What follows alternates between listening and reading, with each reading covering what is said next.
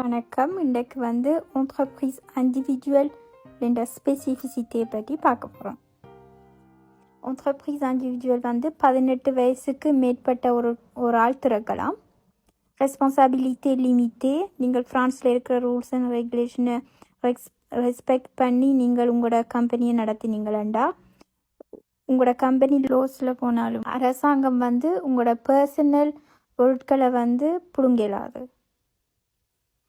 ஷிஃப்ர d'affaires ஒரு limit இல்லை, ஒன்றும் இல்லை. மிக்ரோ என்டர்பிரைஸ் மாதிரி என்டர்பிரைஸ் இண்டிவிஜுவலுக்கு ஒரு லிமிட்ஸும் இல்லை. நீங்கள் எவ்வளவு வேணுமென்றாலும் சம்பாதிக்கலாம்.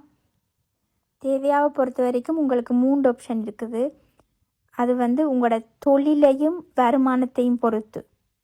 ஒன்றில் நீங்கள் தேவையா இல்லாமல் ஃபேக்சர் செய்யலாம்.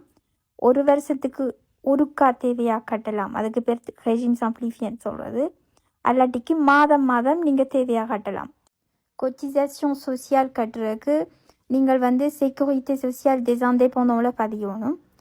உங்களோட கொட்டிசேஷன் 45% அப்போ 45% உங்களோட வருமானத்திலிருந்து நீங்கள் கட்ட வேண்டி வரும். தச்சமயம் உங்களுக்கு வருமானம் இல்லாட்டிக்கும் ஒரு கொட்டிசேஷன் மினிமமாக நீங்கள் கட்ட வேணும். entrepreneur individuel அவற்றை impôt sur le revenuலையும் கட்டலாம். அல்லாட்டிக்கு entreprise individuelle இஎஸ்க்கும் ஆப்ஷன் எடுக்கலாம். entreprise individuelle இன்னும் ஒரு முக்கிய விஷயம் கொண்டாபிலிட்டி கட்டாயம் செய்ய வேணும். அதால் நீங்கள் ஒரு கொண்டாபிலிட்டி கொடுத்து தான் செய்யணும். மற்றது சேவை அதுகள் அந்த மற்ற டேக்ஸ்களும் கட்ட வேண்டி வரும். வாலா, இந்த வீடியோ உங்களுக்கு பிடிச்சிருக்கும்னு நம்புகிறேன். மறக்காமல் லைக் பண்ணுங்கோ, சப்ஸ்கிரைப் பண்ணுங்கோ. நன்றி, வணக்கம்.